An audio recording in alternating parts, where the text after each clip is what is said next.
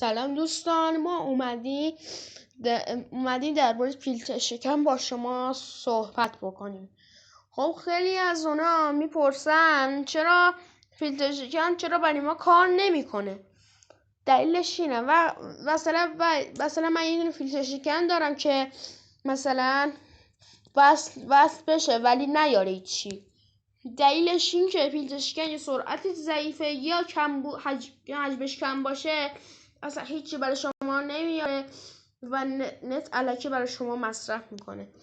پس باید چی کار بکنید؟ فیلتر شکن با حجم زیاد دانلود کنید. سرعت فیلتر شکن اگه خوب باشه، سرعت نت شما 4G باشه و عالی باشه، میتونه اینا رو هم بیاره. سایت های قفل شده، فروشگاه گوگل پلی و یوتیوب. فروشگاه گوگل پلی هم به بعض موقع بدون فیلتر نمیشه، ولی اینستاگرام بعضی موقع بدون فیلتر میشه.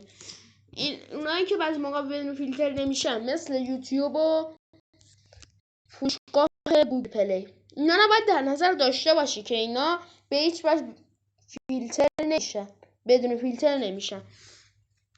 خب مثلا فیلتر شکن چه کاری میتونه بکنه؟ فیلتر شکن میتونه سایت های قفل شده یوتیوب و فروشگاه گوگل پلی برای شما باز بکنه. خب حالا چجوری به فیلتر شکن وصل بشید؟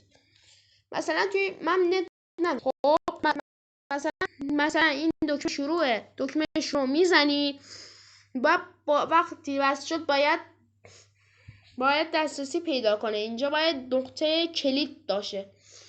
وقتی اگه نقطه کلید نباشه یعنی به فیلتر شکن متصل نیستید. خب دکمه شروع میزنید، صبر میکنید، از برنامه خارج نشید، بیرون نرید تا این وصل بشه و ببینید که این فیلتر شکن خوبه یا نه.